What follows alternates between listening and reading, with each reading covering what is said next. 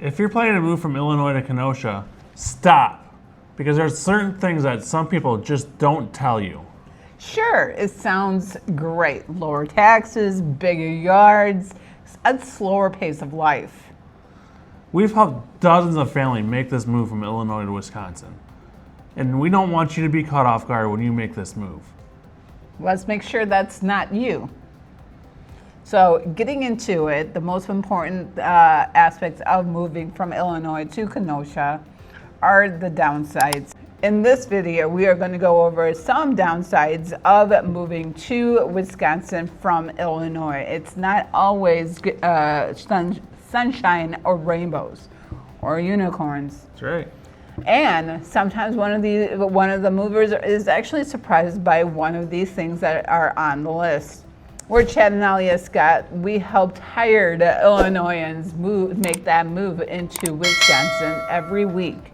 So we want to help you make that move. Contact us by text or phone call at 262-331-1621 or grab one of our free guides down below here in the description of this video. Happy to help you out any way that we possibly can. Now let's get into it. So first we're going to talk about the cost of living. The cost of living in Wisconsin is cheaper than Illinois. However, it's not free. It's not free no matter where you live at. So first let's talk about property insurance. Property insurance in Wisconsin is cheaper than Illinois. I'm not sure exactly by how much, but it is cheaper when you compare apples to apples houses compared to Wisconsin and Illinois. It's cheaper by about 3 to 5%. Probably just because the material and the cost of labor in Wisconsin is cheaper than Illinois. Then when you compare property taxes from Wisconsin to Illinois, Illinois has the second highest in the country property tax rate compared to Wisconsin, which is the 8th highest property tax rate in the country. Now we believe that New York has the highest property tax rate in the country. Don't quote us on that because we didn't research that, but we're pretty sure that's New York, whereas Illinois is the second highest. So if you live in Illinois, you're paying the second highest property tax rate in the country. And they just keep going up every single year. So there's another thing that's the difference between Illinois and Wisconsin is the registration for your car. Here in Wisconsin, your normal gas ran car, the registration is $85 only. That's nickels compared to Illinois. I believe it's over $100 at this point in Illinois, correct? $151 for a regular gas-powered car. Now, if you have a hybrid or an electric-powered car, in both states, those prices go up. Just because they're trying to offset the gas tax they're not collecting from you. So no matter which state, I believe every state in the union, they all charge more for registration fees for electric and hybrid cars. It just is what it is. Another difference between Illinois and Wisconsin is the commuting options that you have in order to go to work. So let's discuss that. I know one aspect, if you are living in the suburbs in Chicago, that you are reliant on the commuting options of being on a train and using the expressway. And we all know if you've been to Illinois, they love their tolls. They sure do, and they sure are expensive, aren't they? Especially that toll right here on 94 between Illinois and Wisconsin. That's what, like a $2 toll each way? 94 and grand, actually. Yeah.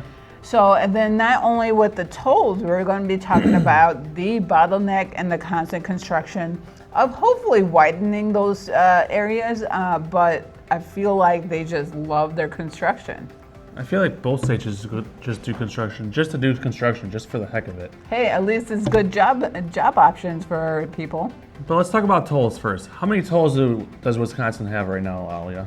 I don't believe they have any tolls right now. So on the roads, Wisconsin has 0 tolls. There's been some chatter in the Wisconsin legislature about adding tolls to Wisconsin highways to the interstate system. But Wisconsin legislature is still controlled by Republicans, and Republicans hate adding extra fees and tolls onto the citizens. So the possibility of them adding tolls to our highways is probably 0 to none in the coming years or months even. So I don't see that happening anytime soon. As far as Illinois goes, their tolls seem to keep going up every year or 2 or 3. And we're finding different scenic routes to go to and visit my family. And she kind of likes that. She doesn't always like taking the tollway. She likes taking through the city and seeing different areas. Less anxiety. So, yeah, she hates my driving. So even though she always wants me to drive everywhere. So. Oh, I know. Hey, it's more time spent on my phone though. All right, the lifestyle shift. You are coming from Illinois going to Wisconsin. It's going to be a little on the slower pace, just because of the fact that Kenosha specifically doesn't have much of a nightlife versus Chicago. And so that you don't have that change, and you're going to go and take it easy a little bit. Another lifestyle pace or lifestyle change is there is less 24-hour amenities, meaning that, let's say that Walgreens, there's not many 24-hour Walgreens here in Kenosha for sure, versus Chicagoland area. What about family? How would that impact families? So you'll find that Wisconsin in general, especially the Kenosha Racine area, is very family oriented. A lot of our neighborhoods here, a lot of our schools, a lot of just the community area is very family focused. A lot of the city events like the Peanut Butter and Jam concert series, a lot of the Harbor Market, a lot of the things that the city puts on, the festivals and stuff, they're very family oriented. They encourage you to bring your kids with you. They encourage families to come in and have a good time. They don't do a lot of just adult-oriented, 21-plus oriented events.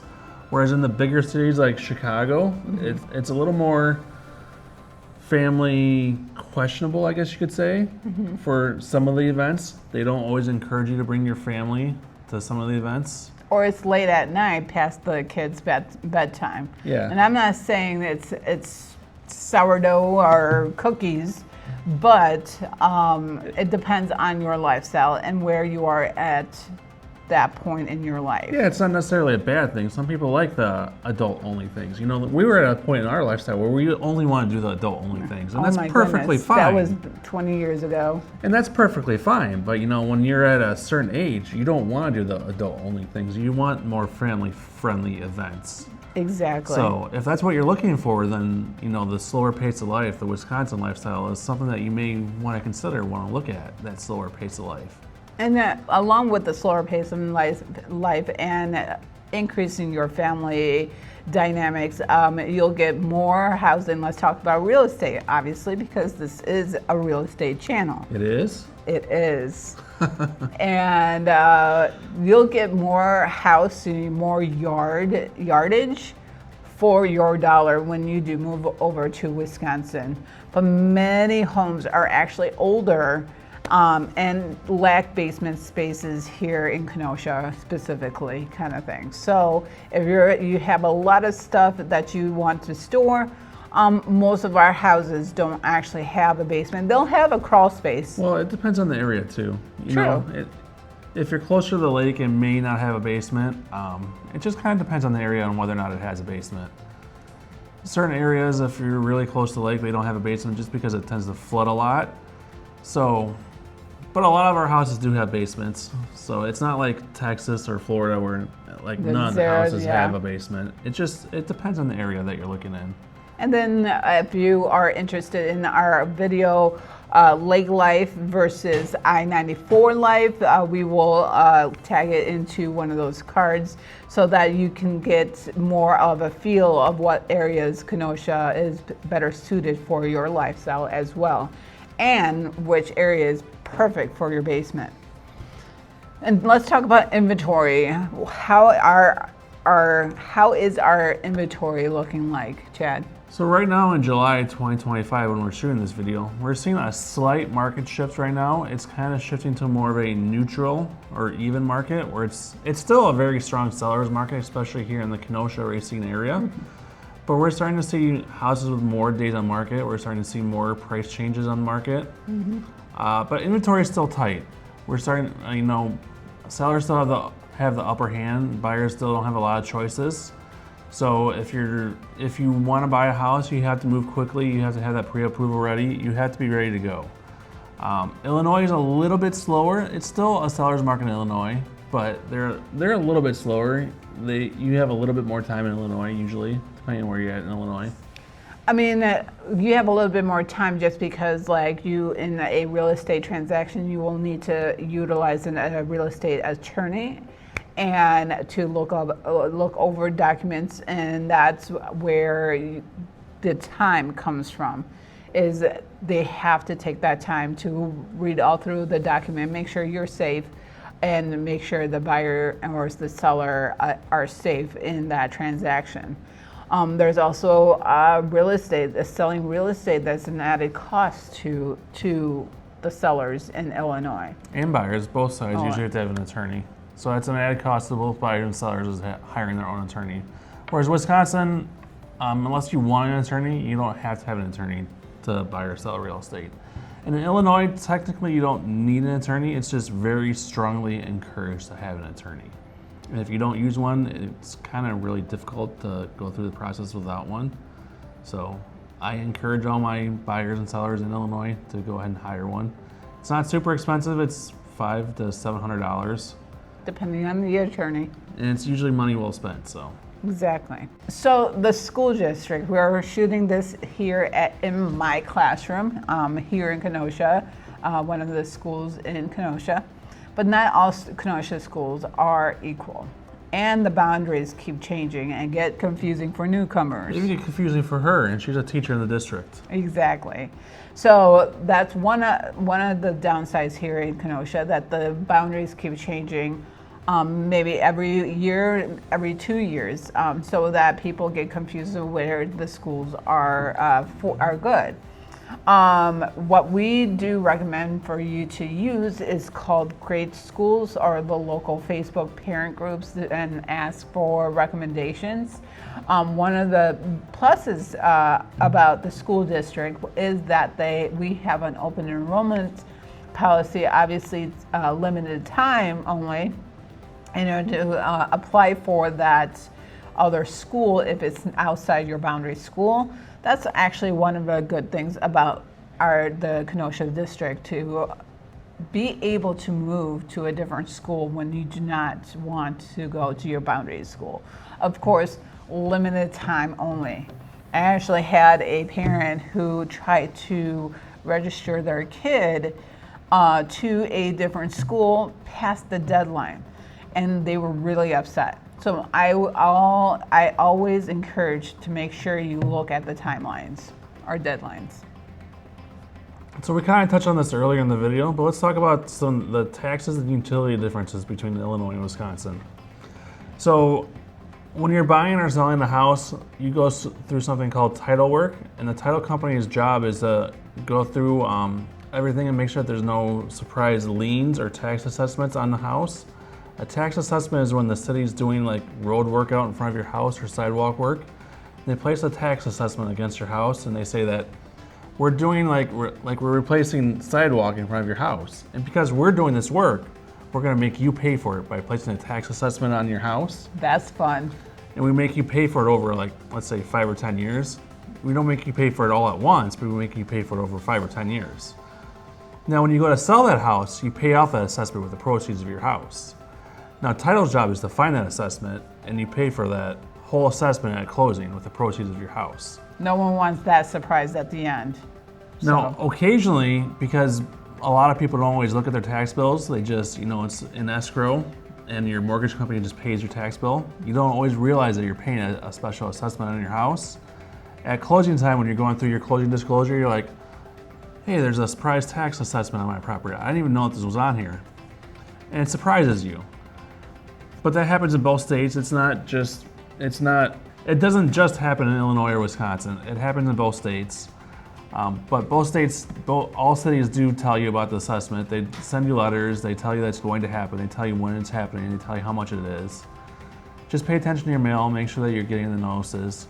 You can dispute them. You can say that I'm going to fix it myself, but it's usually cheaper to just have the city do it. And Chad blames me for not liking surprises. This is the surprise that really screws up all surprises. And it makes a lot of sellers really angry too. Mm-hmm. So utility costs. So utility costs in Wisconsin are actually cheaper than Illinois because, again, Illinois has one of the highest natural gas costs in the country, whereas Wisconsin has one of the lowest natural gas costs in the country. Electric costs in Wisconsin and Illinois are relatively close to each other, but Wisconsin's a little bit cheaper than Illinois when it comes to electric costs. So again, Illinois is more expensive than Wisconsin when it comes to electric and gas costs. So your utility costs should be cheaper in Wisconsin than they are in Illinois. Of course, everybody's different. Everybody uses more natural gas heating costs, and everybody uses more electricity or less, depending on who you are, who your family is. How many hot showers you take, Aalia? How many times you leave the lights on, Aalia and Abby? Or how cold you keep it in the house. I like it nice and cold in the summertime, so I keep my AC at like 65, and she yells at me all the time. It's freezing. But that's okay. I don't mind.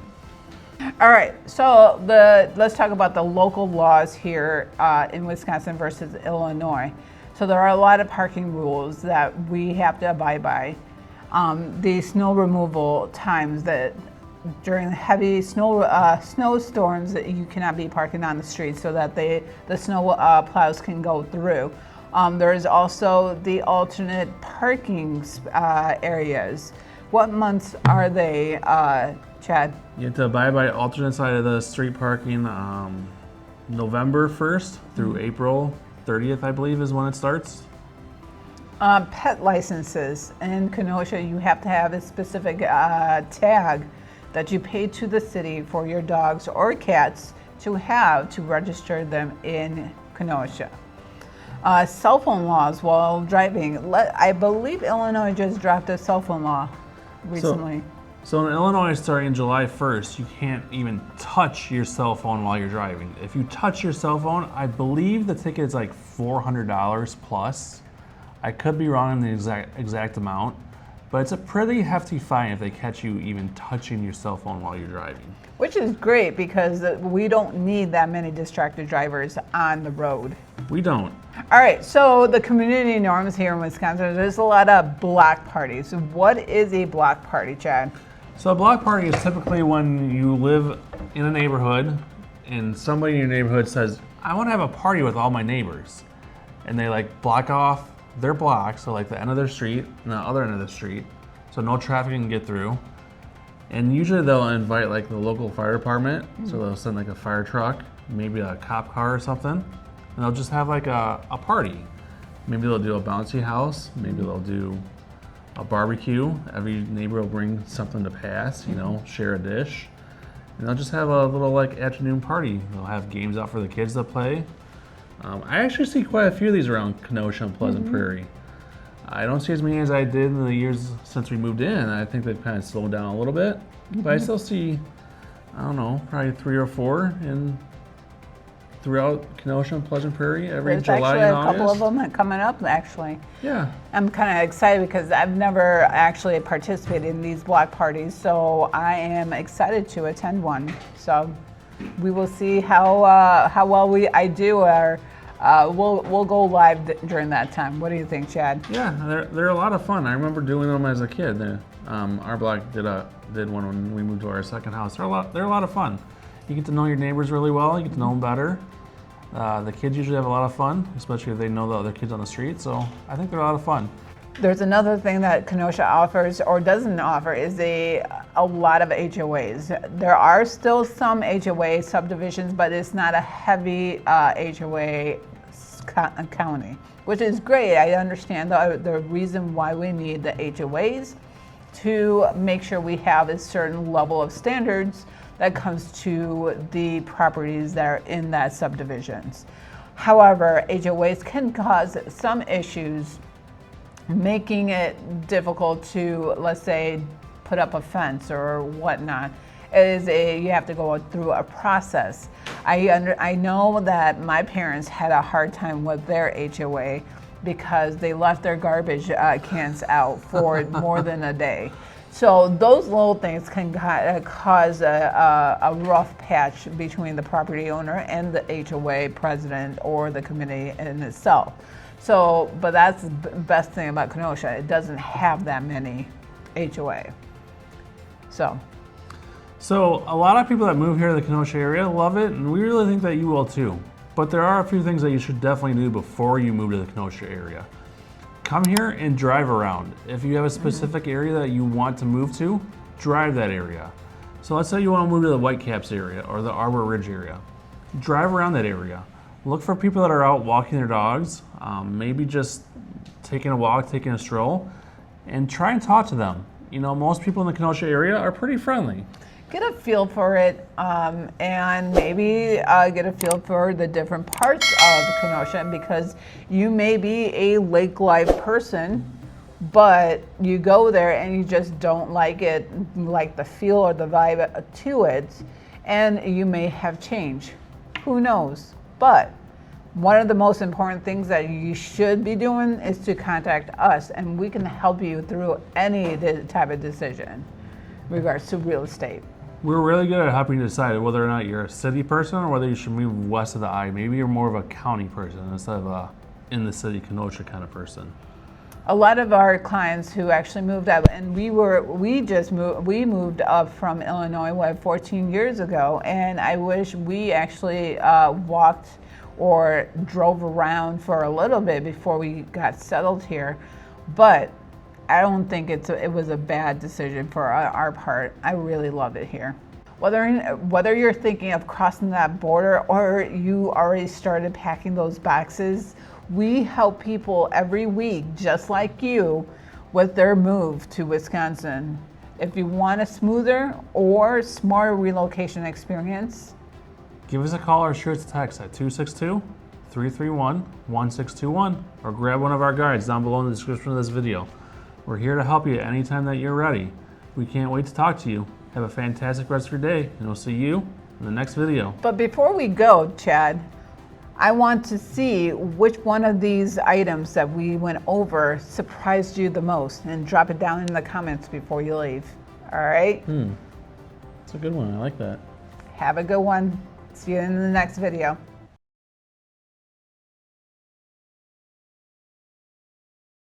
If you're planning to move from Illinois to Kenosha, stop. Because there's, I don't like this. From Illinois to Kenosha. You said from Kenosha. Oh. And sunshine. Our Wisconsins, our winters. No, okay. No, just play it off. No, I don't like it. At least one of you as are the oh no, let me get this, okay? Another thing on our list is the life child. The life child. Abby, are you a life child? No, I'm not doing that. Yes, you are. All right, let's go. I need my coffee. That's what it is.